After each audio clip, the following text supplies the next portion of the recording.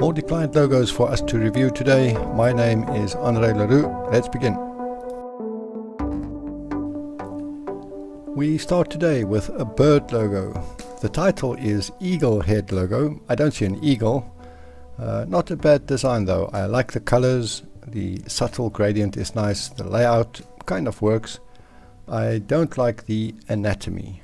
The wing starts from the back of the head. I would move it back a bit. Maybe about this much. Yeah, that is much better. And I don't like your choice of font. It's not wrong, it's just boring. I would try something less common, maybe Futura or Chrono 1 or Montserrat. Maybe not Futura.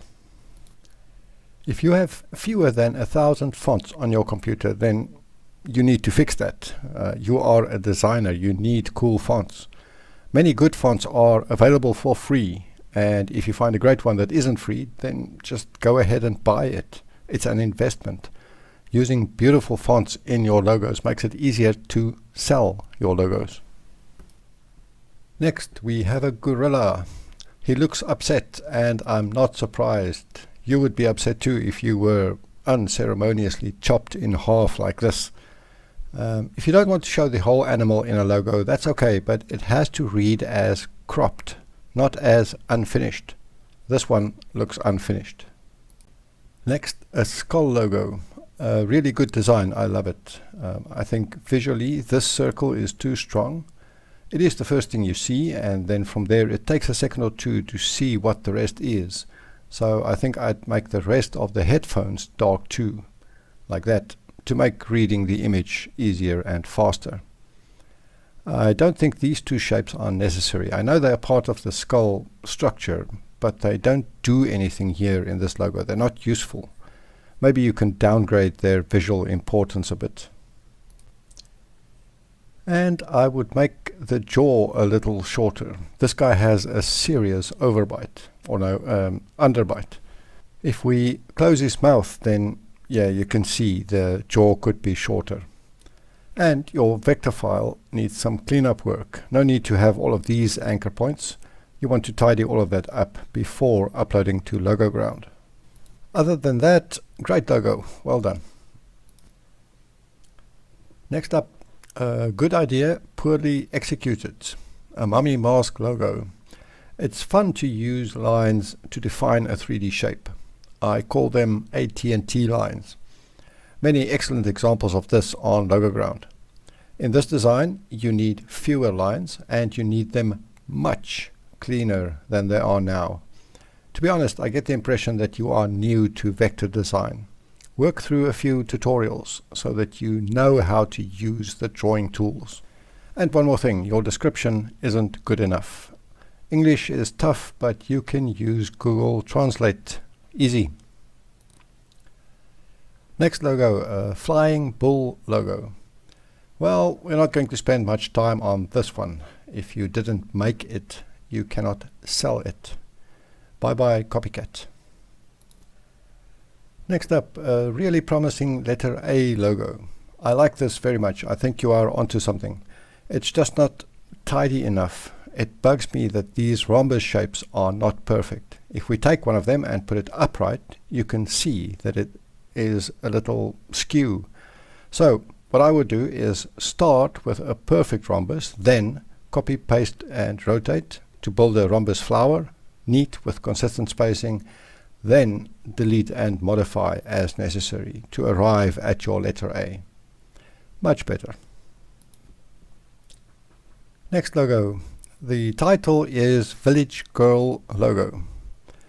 Beauty is in the eye of the beholder, but there are certain standard features that people traditionally consider attractive in a female face. Things like big eyes, button nose, full lips, etc. You can deviate from that, no problem, but understand that willing buyers will be scarce if you deviate from the norm. And this girl looks depressed, making it even harder for a prospective client to fall in love with her. Happy sells, sad doesn't. Next, a golden dragon. It's promising, but this part is confusing. I assume that this section here is the jaw, but the zigzag pattern that you have here makes it difficult to understand what's what. And this part here isn't good. You have a nice rhythm going here with the curves, and then one going the other way. Like that one guy in the choir singing out of sync. It messes up the harmony. Next we have a lazy cat. The anatomy isn't great. There's nothing cat-like in the face. This front paw is just a sausage, and the hair on the back look more like dragon scales. And these lonely whiskers are, well, too lonely, like you started to add whiskers and didn't finish. And the typography isn't good. If we zoom in on the name here, you can see that this gap is smaller than this gap. That's not wrong, but visually it's like the A connects to the R more than it connects to the T or the G. So, as a general guideline, less tracking, more leading.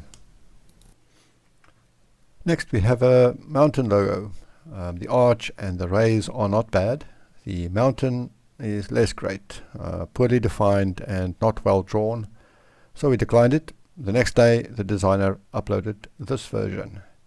Same problem, declined again. Next day this version, declined again. I like the persistence, but this approach of making random edits and hoping for the best is not going to work on LogoGround. It's kind of like throwing paint and hoping to get a painting. You are losing designer reputation points with each version. Before making a new version, make sure you understand what's wrong with the current version. If you're not sure, go to the LogoGround forum and ask. We will gladly help you. And that is all for today. More logo reviews next time. Be sure to subscribe, and thanks for watching.